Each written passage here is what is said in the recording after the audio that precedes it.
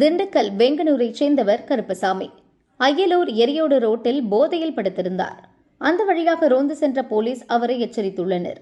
வீட்டுக்கு போகும்படி அறிவுறுத்தியும் உள்ளனர். பதிலுக்கு கருப்பசாமி போதையில் உளறியிருக்கிறார். அப்படியெல்லாம் போக முடியாது, நீங்க என்ன வீட்டில் கொண்டு போய் விட வேண்டியதுதானே என போலீசிடமே ராங்காக பேசினாராம். கருப்பசாமியின் லூட்டியை சகிக்க முடியாத காவலர் ஒருவர் பலார் பலார் என கன்னத்தில் 2 விட்டு ரோட்டோரமாக அமர வைத்துள்ளார். இதனால் ஆத்திரமடைந்த அவர், நடப்பது எங்க அண்ணா ஆட்சி, என்னையவே அடிச்சிட்டாங்க என கத்தி கூச்சல் போட்டார்.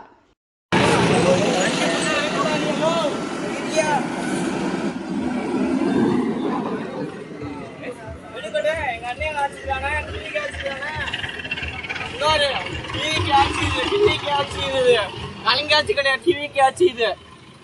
அவன் போலீஸ்காரன் வந்து அடிக்கிறானே, சப்பு சப்புன்னு அடிக்கிறானே.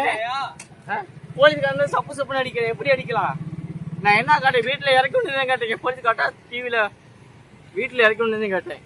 போலீஸ் காட்ட வந்துட்டு என்ன கேட்டேன்னா வீட்டில் இறக்கி ஒன்று கேட்டேன். இப்போ வந்து என்ன வம்சம் கேட்டாரு, என்ன அப்படி வச்சாரு? ஏய் போட்டு நீ போன்னு. ஏய் கருப்பசாமியின் அட்டகாசம் எல்லை மீறி சென்றதை தொடர்ந்து அவரது நண்பர்கள் அவரை சமாதானப்படுத்தி அழைத்து சென்றனர்.